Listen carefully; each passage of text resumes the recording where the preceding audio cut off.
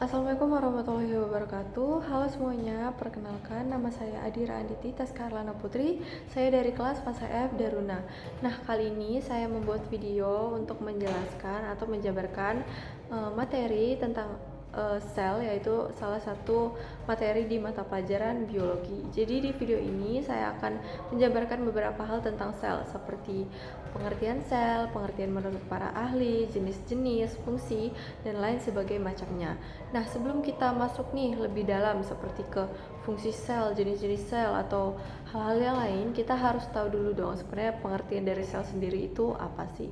Nah, jadi sel itu adalah kesatuan struktural dan fungsional makhluk hidup sebagai penyusun makhluk hidup dan melaksanakan semua fungsi kehidupan. Nah, banyak nih sudah ahli yang meneliti tentang sel. Jadi setiap ahli itu memiliki pandangan yang berbeda-beda, memiliki perspektif yang berbeda tentang sel maupun pengertian dari sel itu sendiri. Nah, jadi di sini saya akan memaparkan 3 ahli. Yang pertama itu ada Robert Hooke. Menurut Robert, sel itu adalah ruangan kecil yang dibatasi oleh dinding.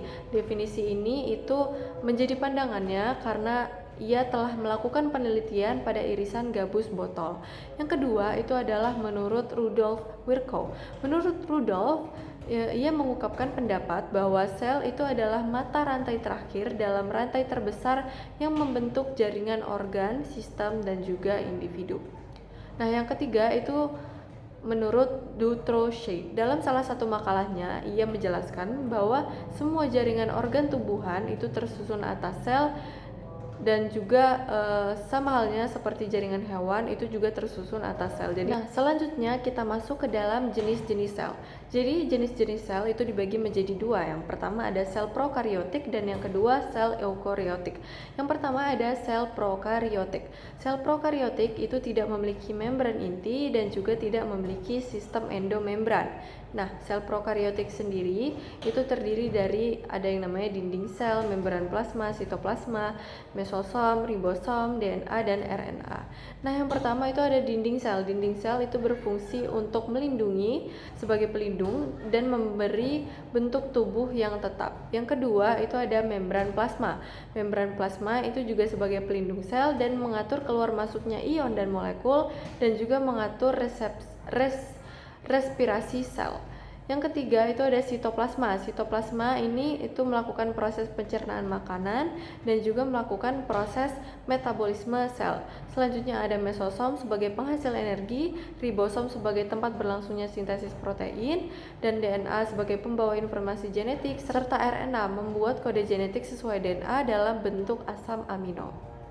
Yang kedua ada sel eukariotik. Sel eukariotik itu memiliki membran inti dan juga memiliki sistem endomembran. Nah, selanjutnya itu ada komponen kimiawi dari sel. Senyawa dari kehidupan kimiawi penyusun sel itu dapat berupa senyawa organik dan juga senyawa anorganik. Senyawa organik komponen sel itu berupa karbohidrat, lemak, protein, dan asam nukleat.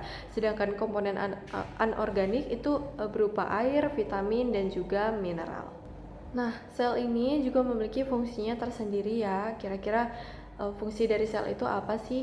Nah, secara umum sel itu berfungsi untuk menjalankan fungsi kehidupan seperti yang sudah saya katakan di awal tadi dan juga membentuk organisme. Sel juga menyediakan struktur bagi tubuh, mengambil nutrisi menjadi energi dan juga menjalani berbagai fungsi lainnya atau fungsi-fungsi khusus. Selanjutnya di sini saya akan membahas tentang organel sel. Jadi mungkin beberapa di sini tadi udah saya singgung di awal di dalam jenis-jenis sel di sel prokaryotik. Jadi di sini saya akan membahas lagi tentang pengertiannya dan fungsinya juga serta ada beberapa tambahan lainnya.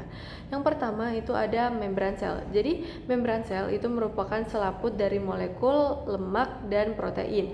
Fungsi dari membran sel ini sendiri itu untuk mengatur keluar masuknya molekul ke sel, melindungi isi sel dan juga menerima rangsangan dari luar alias sebagai reseptor. Nah, yang kedua itu ada dinding sel.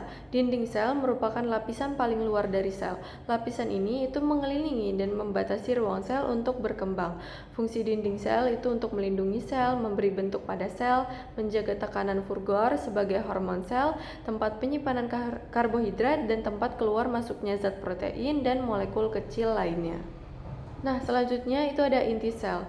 Inti sel ini dikenal juga dengan istilah nukleus yang terdiri dari lapisan selaput, nukleolus atau anak inti, yaitu nukleoplasma dan kromosom atau kromatin. Letaknya itu berada di tengah dan berbentuk bulat.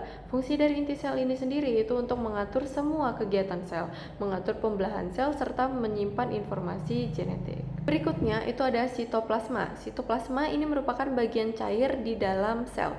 Di sekitar sitoplasma itu terdapat organel-organel sel yang bersifat hidup dengan fungsi masing-masing. Nah, fungsi sitoplasma ini sendiri itu untuk pelarut zat-zat kimia dan sebagai media untuk reaksi kimia sel.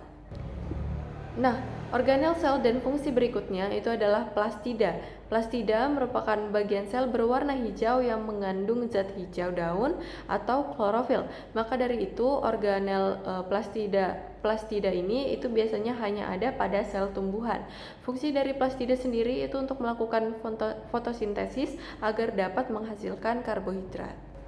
Selanjutnya ada vakuola. Vakuola adalah organel yang berisi cairan, cadangan makanan, dan pigmen dengan rongga dan membran. Ini itu merupakan organel terbesar dari sisi volume di sel tumbuhan. Fungsi dari vakuola sendiri menyimpan cadangan makanan dan juga menyimpan cadangan cairan.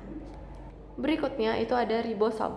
Ribosom adalah organel terkecil di tumbuhan yang berbentuk butiran-butiran bulat dan melekat sepanjang retikulum endoplasma. Nah, fungsi dari ribosom ini sendiri itu sebagai tempat sintesis protein.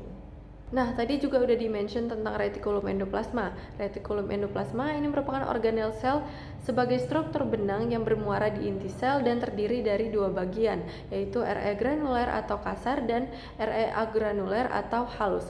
Fungsi dari retikulum endoplasma ini untuk mengumpulkan protein. Selanjutnya itu adalah mitokondria. Mitokondria itu adalah organel sel tumbuhan yang memiliki membran dalam dan luar.